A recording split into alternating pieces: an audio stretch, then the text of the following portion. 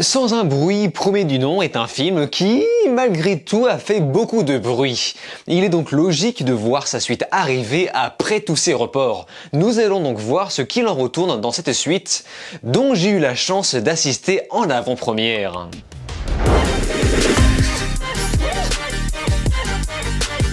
Salut à tous, c'est Vince alias Amir Game et on se retrouve aujourd'hui pour parler de Sans un bruit 2, suite du film d'horreur réalisé par un certain John Krasinski. Donc le projet d'une suite en réalité a été lancé dès 2018 après le succès phénoménal du premier qui, je le rappelle, avait bénéficié d'un faible budget de 17 à 21 millions de dollars pour un résultat de 350 putains de millions de dollars mondial. Je ne vais pas vous faire un dessin pour vous expliquer à quel point c'est rentable. La différence est que ce film sera entièrement écrit solo par le réalisateur, donc John Krasinski, pour le meilleur et pour le pire. Alors là, nous sommes en 2021, je vous apprends rien, mais en vérité, cette suite a bénéficié d'une première le 8 mars 2020, une première mondiale à New York. Le film fait partie de ceux qui ont subi des espèces de gangbang de report propres au Covid pour enfin atterrir aux États-Unis le 28 mai. Et c'est à cette occasion que le film a bénéficié de plusieurs avant-premières, dont j'ai été le spectateur, alors que le film est prévu en France dans 2 semaines, donc le 16 juin. J'avais noté ce film sur mon calendrier il y a des mois, vraiment des mois, et je ne pensais vraiment pas qu'il finirait par sortir au cinéma un jour. J'y croyais plus. Je pensais qu'il ferait partie des nombreuses victimes qui finiraient dans les griffes de Netflix. Donc, je l'ai vu au Cinoche et voici ce que j'en ai pensé. Tout d'abord, il est important de noter que le film a bénéficié d'un budget allant jusqu'à 61 millions de dollars. Le réal sera donc beaucoup plus libre et pourra respirer en nous offrant plus d'opportunités dans cette suite. Autre précision, je risque de spoiler le premier film.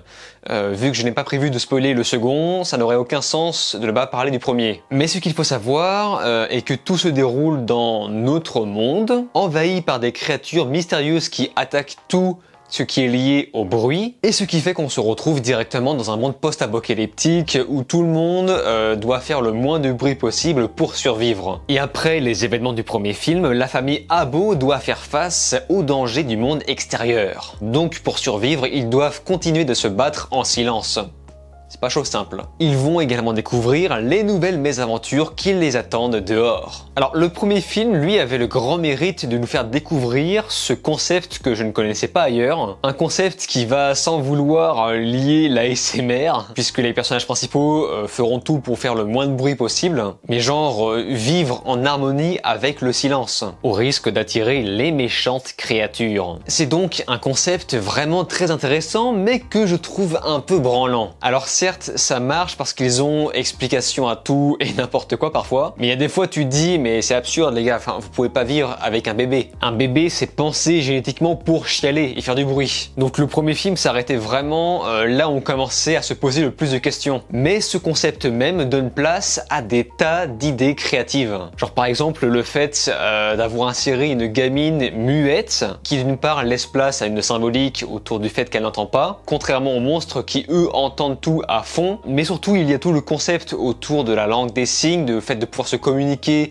sans se parler. Il y a aussi son appareil là, c'est sur les oreilles, qui sera extrêmement important pour la suite. Mais ce que je n'avais pas apprécié dans le premier film, et là j'entre dans le spoiler, c'est juste sa fin quoi, le fait que ça se termine un petit peu brusquement dans ce concept beaucoup plus artistique qu'il n'y paraît. Je trouve que la fin du film jure vraiment, je m'attendais vraiment pas à ce que ça finisse sur un espèce de cliffhanger comme ça. Sans déconner, la fin du film est exactement la même que Resident Evil Apocalypse.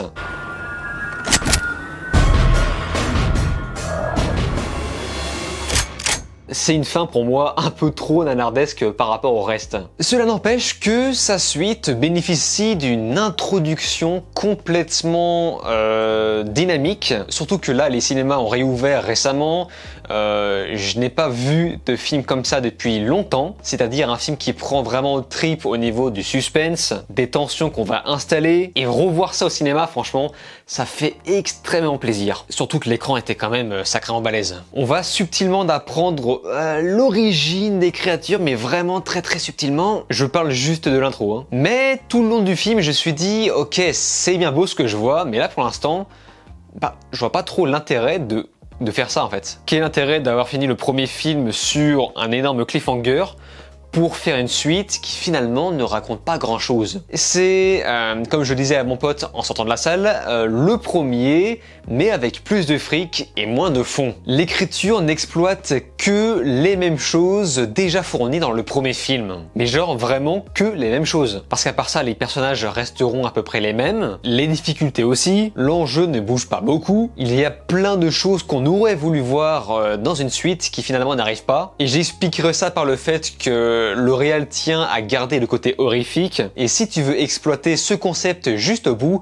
il y a de fortes chances que tu t'éloignes énormément du premier film. Donc on se retrouve avec cette espèce d'extension du premier, avec une émotion qui passe beaucoup moins parce que, encore une fois, les personnages restent les mêmes qu'ils étaient. Et tout ça pour qu'au final, le film termine exactement comme le premier, un petit peu comme un cheveu dans la soupe. Et c'est sans compter tous les moments un peu absurdes du choix d'écriture, mais qui jusqu'ici n'ont pas été les éléments forcément les plus gênants du film. Le fait que le réal, cette fois-ci, soit seul sur l'écriture a pour moi posé beaucoup de problèmes. Mais par contre, forcément tout sur l'aspect technique, tout le travail de réalisation est vraiment réussi, si ce n'est supérieur au premier film. Tu sens que ce réal qui a vraiment du talent, il faut le dire, fait cette fois-ci corps avec ce plus gros budget. Il est maintenant beaucoup plus libre de ses mouvements dans son film. Il dispatche impeccablement bien ce fameux budget, ce qui nous donne ces séquences d'action vraiment très intenses, surtout lors de l'introduction avec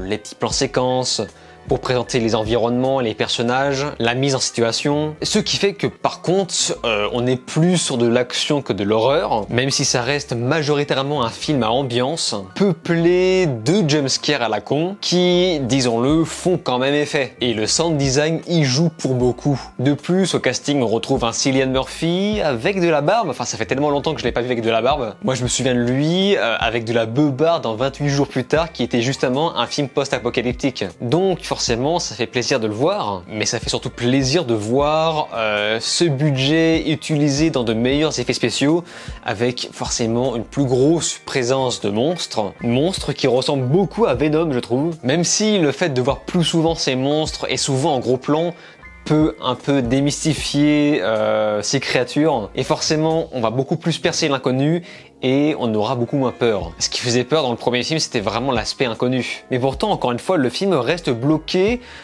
au point où nous avait laissé le premier film. Donc c'est un peu dommage quand même. Heureusement qu'il y a toujours une petite musique très cool, malgré le fait qu'elle soit très discrète. Et encore une fois, ça fait plaisir d'entendre et voir ça au cinéma. Parce que je suis vraiment content d'avoir eu la chance de le voir au cinéma, mais vraiment c'est tellement pas la même chose que assister à un film devant son ordinateur. Le cinéma, je suis désolé, mais c'est irremplaçable. Enfin, il y a vraiment un côté très attractif, très frissonnant qui t'empêche d'être déconcentré par ton téléphone qui de toute façon ne captait pas, ou par le voisin d'appartement qui gueule. Là, on ressentait vraiment les basses, les tensions qui montaient, ce qui fait que oui, c'est une suite à voir, c'est un film à voir lorsqu'il sortira, mais par contre, ce n'est pas forcément la suite que j'attendais. Et je n'ose pas réclamer un troisième film pour savoir s'ils vont pousser leur concept encore plus loin. Mais en tout cas, voilà, moi je pense que Sans un bruit va devenir une espèce de licence horrifique, un petit peu comme Saw,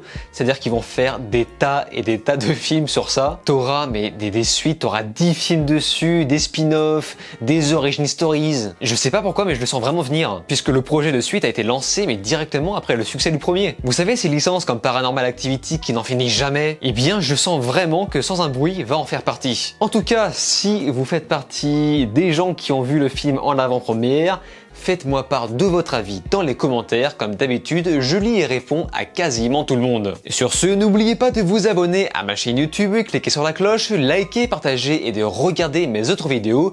Je vous dis alors ciao et à la prochaine.